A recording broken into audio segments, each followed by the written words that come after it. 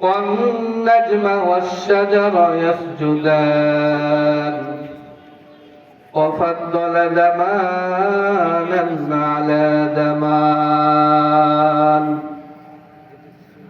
كما فضل مكانا على مكان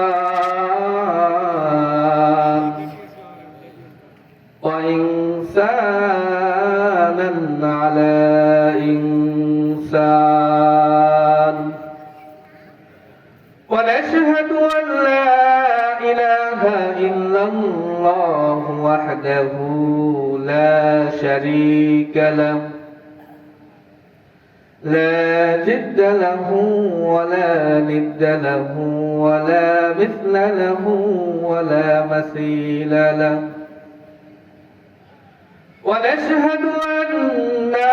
سيدنا وسندنا وحبيبنا وحبيب ربنا وطبيبنا وطبيب قلوبنا وأولانا ومولانا محمدا عبده ورسوله أرسله بالحق بشيرا ونذيرا وداعيا إلى الله بإذنه وسراجا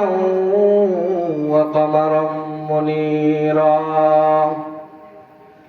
فقد قال الله تعالى في كلامه المجيد والفرقانه الحميد فأعوذ بالله من الشيطان الرجيم بسم الله الرحمن الرحيم يومئذ تعرضون لا تخفى منكم خافية فأما من أوتي كتابه بيمينه فيقول هاؤم اقرءوا كتابيه إني ظننت أني ملاق حسابيه فهو في عيشة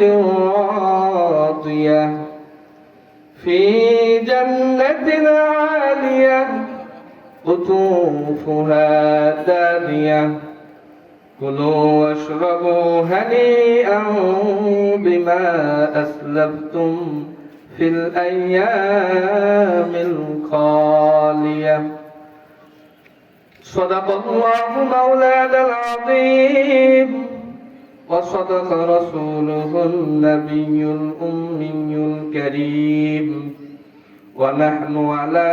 ذلك من الشاهدين والشاكرين والذاكرين والحمد لله رب العالمين